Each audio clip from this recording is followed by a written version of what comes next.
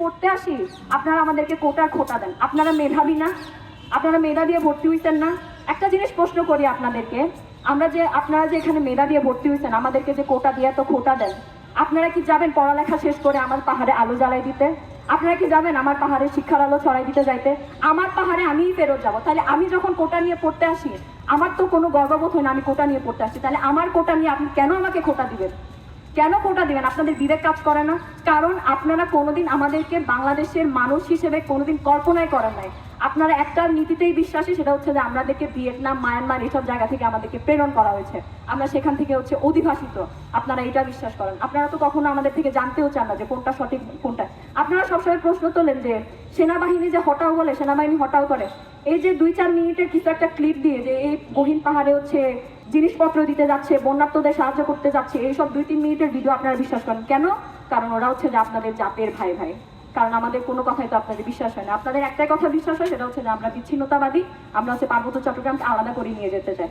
একটা জিনিস ভাবেন, পাহাড় কতটুকু একটা এরিয়া যেখানে হচ্ছে যে আপনারা যে বলেন পাহাড়ি সন্ত্রাসী পাহাড়ি সন্ত্রাসী, তাহলে এত মিলিটারি ক্যাম্প তারা কেন ধরতে পারে না তাদেরকে? আপনাদেরকে একবারও প্রশ্ন হয়ে ওঠে না যে কেন ওরা হচ্ছে ধরতে পারে না? এটা খুবই মানে লজ্জাজনক একটা জিনিস যে মানুষের বিবেকবোধ, মনুষ্যত্ববোধ এমন জায়গায় গিয়ে ঠেকেছে যেখানে হচ্ছে যে আপনারা এখন ধর্ষক আপনাদের জাতের ভাই বলে হচ্ছে আপনারা তাকে সমর্থন করছেন। সমতলের মানুষ তো এই জিনিসগুলো নিয়ে কোনোদিন ভাবেও না, চিন্তাও করে না। তাদেরকে হচ্ছে যে ওই স্যাটেলার কর্তৃক বা ডিজেফাই কর্তৃক, সেনাবাহিনী কর্তৃক যেসব হচ্ছে নিউজ পাবলিশ করে, তারা সেই সব নিউজে হচ্ছে বিশ্বাস করে। এখানে মিডিয়া পার্সন কে আছে আমি জানি না, কিন্তু আপনাদের যদি ন্যূনতম লজ্জাবোধ থাকতো, অ্যাটলিস্ট এই 5ই আগস্টের পরে আপনারা হচ্ছে যে সত্য প্রকাশ করার একটা সামর্থ্য আপনাদের থাকা উচিত ছিল। কেননা গতকালকে আমি দেখলাম যে অবরোধে হচ্ছে মানুষ মেরে ফেলেছে বা অবরোধ করছে, রাস্তাঘাটে গাড়ি ঘোড়া পরিয়ে দেওয়া হয়েছে, সবকিছু করা হয়েছে, আর প্রকাশনা করছে সাদেকে নাকি পর্যটক আটকায় গেছে।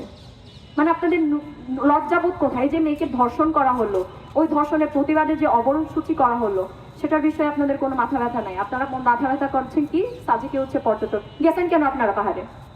আপনারা তো বলেন যে পাহাড় কি আপনার বাপের? অবশ্যই না, পাহাড় আমার আপনার সবারই। কিন্তু আমার কথা হচ্ছে যে আপনি যখন পাহাড়ে যাবেন, পাহাড়ে গিয়ে হচ্ছে রঙ্গতামাশা করে আসবেন, ভোগবিলাস করে আসবেন, কিন্তু পাহাড়ে মানুষদের হচ্ছে যে তাদের দুঃখ সুখ বুঝবেন না। এটা হচ্ছে যে আপনার মানে মানুষ হিসেবে আপনি খুবই নিকৃষ্ট একটা মানুষ, আপনার কোনো মানবিকতা নাই, কিছুই নাই। আমি শুধু একটি মাত্র কথা বলতে চাই, ধর্ষণের বিরুদ্ধে আমাদের সবারই কথা বলা উচিত। 2025 সালে দাঁড়িয়ে একটা মেয়ে যখন কান্না করছে যে সে ধর্ষিত, তার ধর্ষণের কোনো বিচার এখনো পাওয়া যায়নি। আপনারা এখনো পর্যন্ত সময় আছে, এখনো কথা বললেন, ধর্ষণকে বাংলাদেশের কোনো বৈধতা দিয়েন না।